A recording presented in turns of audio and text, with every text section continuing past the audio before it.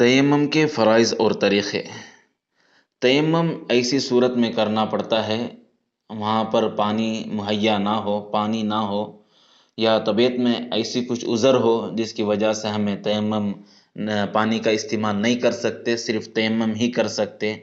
پانی کا استعمال کرنے سے طبیعت خراب ہو سکتا ہے، یا اگر پانی کا استعمال کرنے سے زخم بڑھ سکتا ہے، ایسی صورت میں تیمم کر سکتے ہیں۔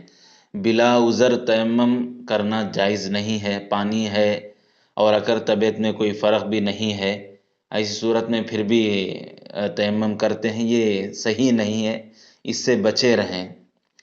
تیمم کا سب سے پہلے نیت کرنا، میں تیمم کرتا ہوں ناپاکی دور کرنے کے لیے۔ نمبر 2،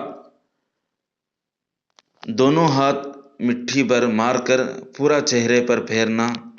نمبر 3، دونوں ہاتھ مٹی پر مار کر دونوں ہاتھوں پر کونیوں سمیت پھیرنا۔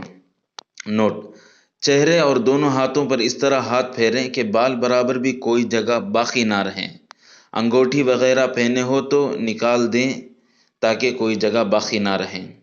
انگلیوں میں خلال بھی کریں۔ تیمم صرف وضو کا ہی بدل نہیں بلکہ غسل کا بھی بدل ہے، اور پاکی کے لیے پانی مضر ہو تو غسل کے بجائے تیمم کریں۔ اس طرح نمازوں کے اوقات میں وضو کی جگہ تیمم کر کے نماز پڑھ لیں، نماز نہ چھوڑیں۔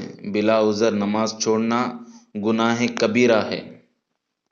یہاں پر صاف طور پر کہا گیا ہے کہ یہ تیمم ہمارے لیے اس لیے کہا گیا ہے کہ کسی بھی صورت میں یہ نہ کہیں کہ مجھے غسل نہیں ہے، میں اگر غسل کرنا میرے اوپر واجب ہو گیا ہے، وضو کرنا ہے اور پانی نہیں ہے اس لیے میں نماز نہیں پڑھا، ایسا بالکل نہیں چلے گا۔